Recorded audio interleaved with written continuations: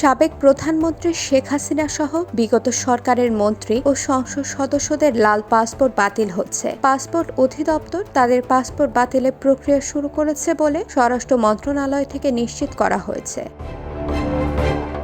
এ বিষয়ে জানতে চাইলে স্বরাষ্ট্র মন্ত্রণালয়ের সুরক্ষা সেবা বিভাগের অতিরিক্ত সচিব আলী রেজা সিদ্দিকী বলেন, যেহেতু সংসদ নেই, মন্ত্রী ও এমপি কেউ এখন পদে নেই, তাই তাদের পাসপোর্ট বাতিল হচ্ছে। এ বিষয়ে প্রক্রিয়া শুরু করতে পাসপোর্ট অধিদপ্তরকে নির্দেশ দেওয়া হয়েছে। শিগগিরই এ বিষয়ে প্রজ্ঞাপন জারি করা হবে। নতুন সরকার গঠনের পর মন্ত্রী ও সংসদ সদস্যরা লাল পাসপোর্ট পেয়ে থাকেন। প্রধানমন্ত্রীর উপদেষ্টা, সচিব পদমর্যাদার কর্মকর্তারাও এই পাসপোর্ট পেয়ে থাকেন। ছাত্র জনতার আন্দোলনের মুখে 5 আগস্ট শেখ হাসিনা সরকারের পতন হয়। এরপর রাষ্ট্রপতি সংসদ ভেঙে দেন। নোবেল বিজয়ী ডক্টর মোহাম্মদ ইউনূসের নেতৃত্বে অন্তর্বর্তী সরকার 8 আগস্ট শপথ নেয়। স্বরাষ্ট্র মন্ত্রণালয় সূত্র জানায়, লাল পাসপোর্ট বাতিল হয়ে গেলে বিগত সরকারের মন্ত্রী, এমপি যাদের নামে ফৌজদারি মামলা রয়েছে বা গ্রেপ্তার হয়েছে তাদের সাধারণ পাসপোর্ট পেতে আইনি প্রক্রিয়ার মধ্য দিয়ে যেতে হতে পারে। সেক্ষেত্রে আদালতের আদেশ পেলে তারা সাধারণ পাসপোর্টের জন্য আবেদন করতে পারবেন।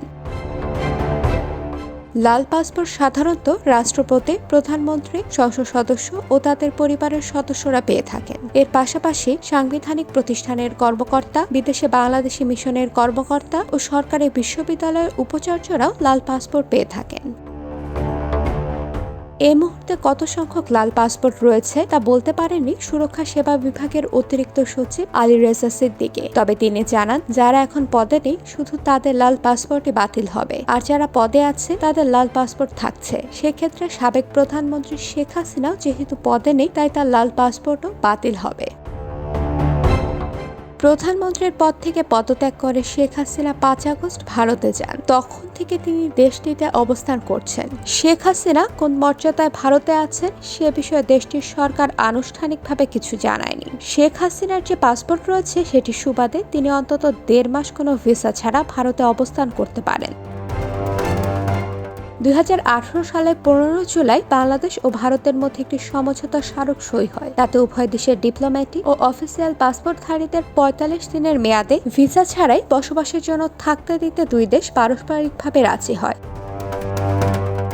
ওই পাসপোর্টের সুবাদে শেখ হাসিনা ভিসা ছাড়া ভারতে অবস্থান করছেন। তিনি দেশ ছেড়েছেন 17 দিন আগে। আরো 28 দিন তিনি ভিসা ছাড়া সেখানে অবস্থান করতে পারবেন। তবে সময়ের আগে যদি তার লাল পাসপোর্ট বাতিল হয়ে যায় তাহলে তাকে বিকল্প চিন্তা করতে হবে। একই সঙ্গে ভারতকেও এ নিয়ে চিন্তা করতে হবে। IBTV USA news desk.